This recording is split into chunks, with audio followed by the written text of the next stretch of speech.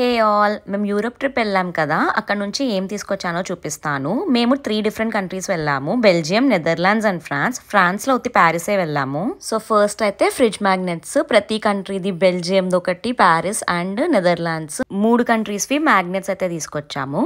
Next వచ్చేసి Dutch cheese world famous కదా, so మేము ఒక 2 డిఫరెంట్ ఫ్లేవర్స్ చీజ్ తీసుకొచ్చాము. ఒకటి ట్రఫుల్ చీజ్, ఇంకొకటి herbs and garlic flavoured cheese తీసుకొచ్చాము. ఇవి మేము నెదర్లాండ్స్ లో చీజ్ ఫ్యాక్టరీకి వెళ్ళినప్పుడు కొన్నాం అనమాట.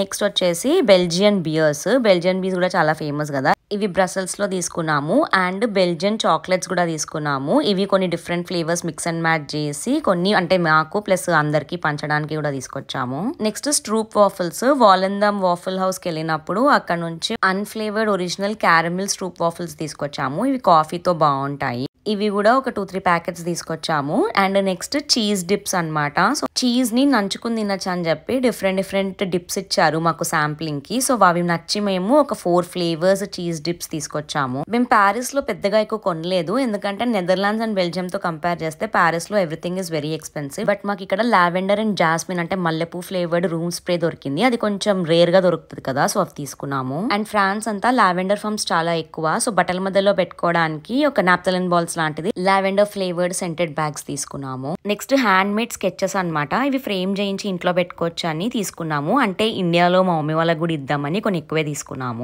సో ఇవన్నమాట మేము యూరోప్ నుంచి తెచ్చుకున్న ఐటమ్స్. ఎక్కువ తీసుకురాలేదు, గుర్తుగా కొన్నే తెచ్చుకున్నాము. ఎలా అనిపించిందో కమెంట్ చేయండి.